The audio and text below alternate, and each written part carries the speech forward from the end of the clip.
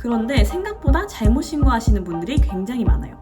왜냐면 종소세보다도 오히려 부가세가 어떤 면에서는 더 어려운 세금이거든요. 7월 부가가치세 신고가 곧인데요. 신고를 앞두고 부가가치세에 대해서 간단히 알아보고 어떻게 해야지 안전하게 세금을 줄일 수 있을지 알려드릴게요. 아니, 분명 얼마 전에 종합소득세 신고하고 납부까지 했는데 또 세금을 내라니 이게 말이 되나요? 하시는데 네, 말이 됩니다. 그리고 앞으로도 계속 그럴 거고요. 사실 사업자분들한테 종소세보다 오히려 부가세가 더 큰 부담이 되는 경우가 많은데요. 그건 종소세는 많이 벌수록 많이 내는 구조의 세금이지만 부가세는 일괄적으로 10% 내는 세금이기 때문이에요. 그리고 공제나 감면도 더 적어서 잘 준비하셔야 부가세를 현명하게 아끼실 수가 있어요. 그러면 부가가치세는 어떻게 신고할까요? 요즘 부가세도 홈택스나 어플에서 혼자 신고하시는 분들이 굉장히 많은데요. 만약에 본인이 잘 알고 있는 경우에는 그렇게 하셔도 괜찮아요. 그런데 생각보다 잘못 신고하시는 분들이 굉장히 많아요.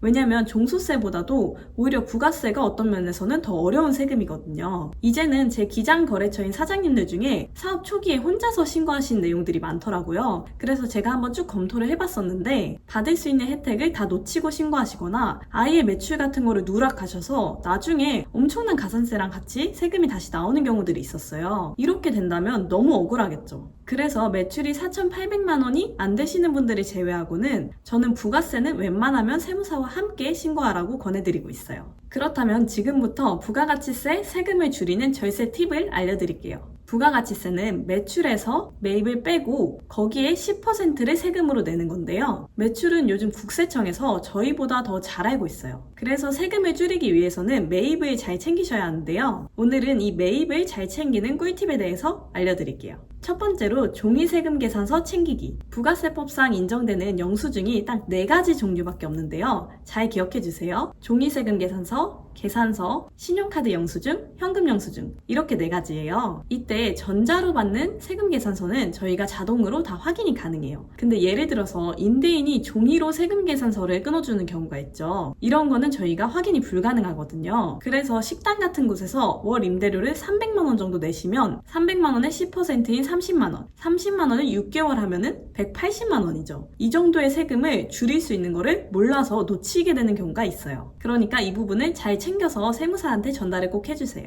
두 번째로 사업자분들은 사업용 신용카드를 따로 또 만드실 건데요. 이거를 발급받으시면 바로 세무사한테 딱 알려주세요. 이 카드를 홈택스에 등록을 해야 누락하는 것 없이 신용카드 매입 내역이 공제가 가능하거든요. 이거는 저희 회사 팁인데 개인 사업자 같은 경우에는 저희가 개인 카드도 대부분 등록시키고 있어요. 특히 사업 초기에는 개인 카드로 사업용 비용을 쓰는 경우가 굉장히 많으시죠. 그래서 이 부분들 세금을 더 잘 줄여드리기 위해서 그렇게 하도록 하고 있으니 참고해주세요. 만약에 미리 카드를 등록을 못하셨으면 카드사에 전화를 하시면 그 내역을 메일로 보내줘요. 그거를 저희한테 전달해주시면 돼요. 세 번째는 현금 영수증이에요. 사업용 비용을 현금으로 쓰신 경우에는 현금 영수증을 꼭 발급을 받으셔야 되는데요. 이때 습관적으로 핸드폰 번호로 받는 경우가 많으세요. 그렇게 되면은 저희가 공제를 받을 수가 없어요. 사업자분들은 꼭 본인 사업자 등록번호로 발급받아주세요. 그리고 각종 렌트 비용, 공기청정기, 정수기 아니면은 복사기 같은 거 렌트로 많이 사용하시죠. 이게 만약에 자동이체로 통장에서 바로 빠져나가게 되면 꼭 세금 계산서를 발급 신청을 해주세요. 이게 임대료 같이 고정비로 나가는 거기 때문에 월에 10만원, 20만원 정도 부가세를 계속 줄일 수 있는 거를 놓칠 수 있거든요. 그리고 자동차를 리스하거나 렌탈하는 경우에는 그래도 세금 계산서를 잘 챙기시는 경우가 많은데 자차로 구매하시는 경우에는 그걸 놓치시는 경우가 되게 많아요.